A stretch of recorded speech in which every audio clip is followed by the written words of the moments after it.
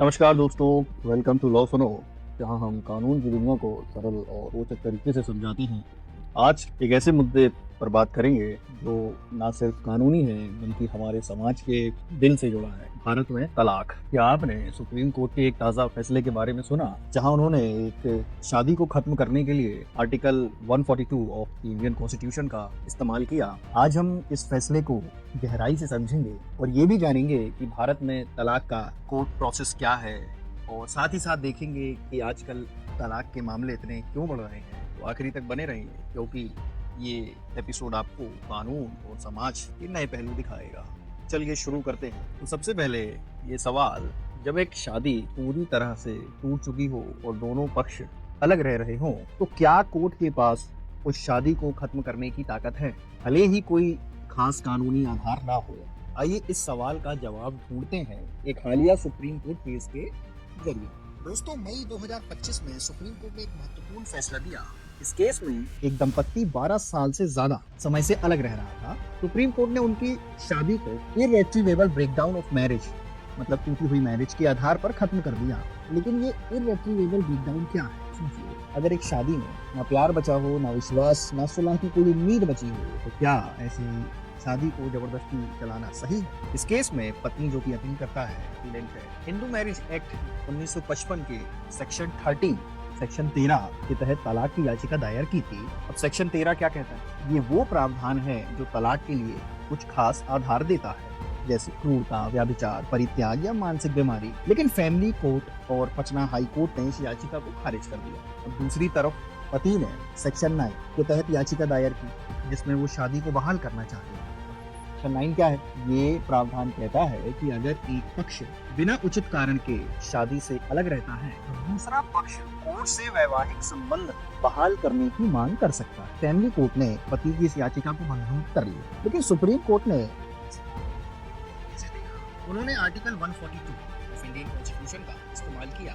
ये आर्टिकल 142 क्या है, पहले इसको समझते हैं। ये भारतीय संविधान का एक अनोखा प्रावधान है जो सुप्रीम कोर्ट को पूर्ण न्याय देने की शक्ति देता है, भले ही कोर्ट स्पष्ट कानूनी आधार ना हो। कोर्ट ने देखा कि दंपत्ति 12 साल से अलग रह रहे थे, कई बार सुलह की कोशिशें नाकाम रही, दोनों पक्ष अब 50 साल से ऊपर के हैं और उनकी बेटी जो पुदुचेरी में MBBS की पढ़ाई कर रही है, अपने फैसले खुद लेने में समर्थ है।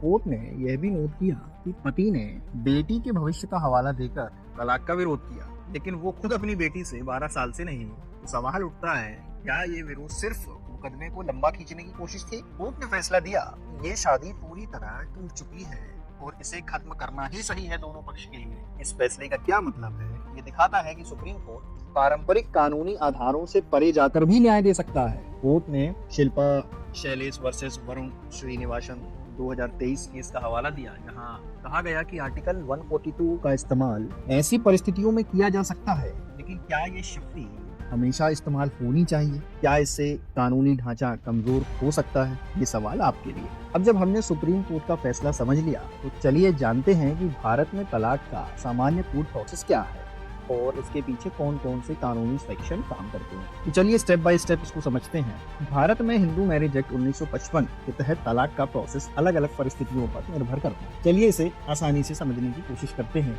और ये सवाल पूछते हैं कि आम आदमी के लिए तलाक लेना कितना आसान या मुश्किल है। तलाक के लिए सबसे पहला कदम है याचिका दायर करना। ये दो तरह से हो सकता है। म्यूचुअल कंसेंट तलाक, जो सेक्शन 13B, सेक्शन 13B के तहत होता है, जब पति और पत्नी दोनों सहमत हों कि शादी खत्म करनी है। सेक्शन 13B कहता है कि दोनों पक्षों को एक ज्वाइंट याचिका दायर करनी होगी, जिसमें ये बताना होता है कि वो कम से कम 1 साल से अलग रह रहे हैं और साथ में रहना संभव। और दूसरा होता है कंटेस्टेड तलाक, जिसे हम सेक्शन 13 में कवर करते हैं, जब एक पक्ष तलाक लेना चाहता है और दूसरा तलाक लेना नहीं चाहता। तो याचिका कुछ खास आधारों पर दायर की जाती है, जैसे क्रूरता, व्यभिचार, परित्याग या मानसिक बीमारी। अच्छा, म्यूचुअल कंसेंट तलाक में पहली याचिका के बाद 6 से 8 महीने का कूलिंग ऑफ पीरियड होता है। अब ये समय इसलिए दिया जाता है ताकि दंपत्ति अपने फैसले पर दोबारा सोच सके, लेकिन सुप्रीम कोर्ट ने अमरदीप सिंह वर्सेस हरवीर कौर 2017 में कहा कि अगर सुलह की कोई संभावना नहीं दिखती है, बची ही नहीं है, तो कोर्ट इस पीरियड को भी माफ कर सकती है। सवाल,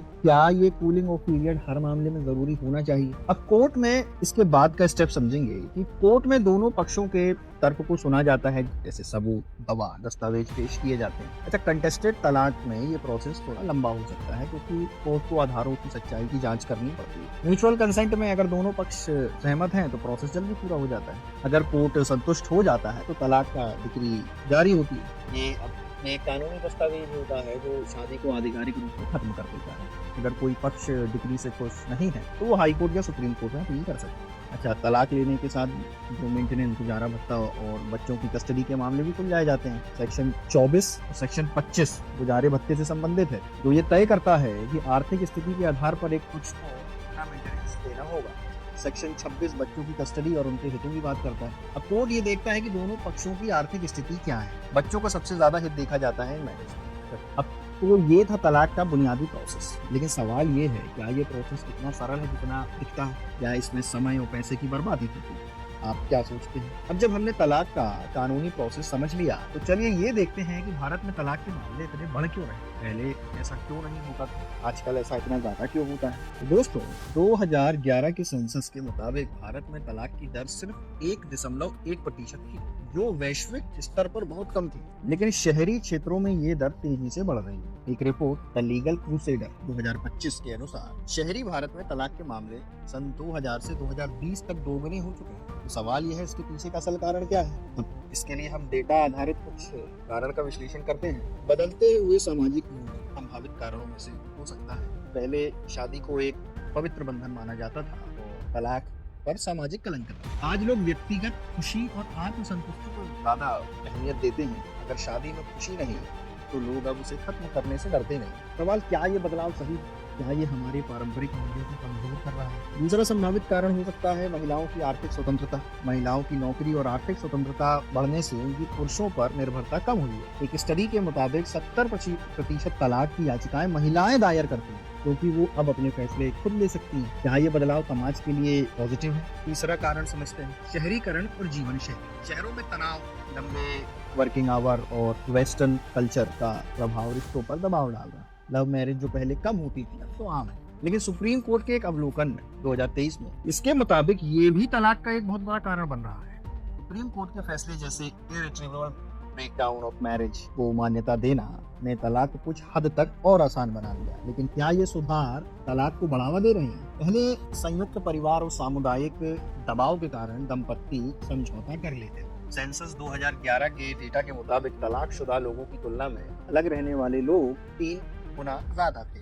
यानी लोग तलाक के बजाय अलग रहना पसंद करते थे। आज शहरी क्षेत्रों में तलाक एक स्वीकार्य विकल्प बन गया। अब महिलाओं के लिए कुछ चुनौतियां भी होती हैं, समझते हैं। तलाक के बाद महिलाओं को ज्यादा सामाजिक आर्थिक चुनौतियों का सामना करना पड़ता है, जैसे आय में कमी, अकेले बच्चों की परवरिश और सामाजिक कलंक। अब सवाल, क्या समाज को इन चुनौतियों को कम करने के लिए और कदम उठाने चाहिए? तो ये थी कुछ वजह, लेकिन बड़ा सवाल ये है, क्या तलाक की बढ़ती दर चिंता की बात है या ये समाज का एक स्वाभाविक विकास है? दोस्तों, आज हमने देखा कि सुप्रीम कोर्ट कैसे 142 तलाक दे सकता है। भारत में तलाक का प्रोसेस क्या है और तलाक के मामले क्यों बदल रहे हैं। ये वीडियो आपको कैसा लगा? क्या आपके मन में तलाक या कानून से जुड़े कोई और सवाल है? नीचे कमेंट में जरूर बताएं। और ये वीडियो पसंद आया हो तो लाइक करें, शेयर करें, सब्सक्राइब करें। लॉ पर हम हर दिन एक नए कानूनी विषय के साथ मिलते हैं। नमस्कार।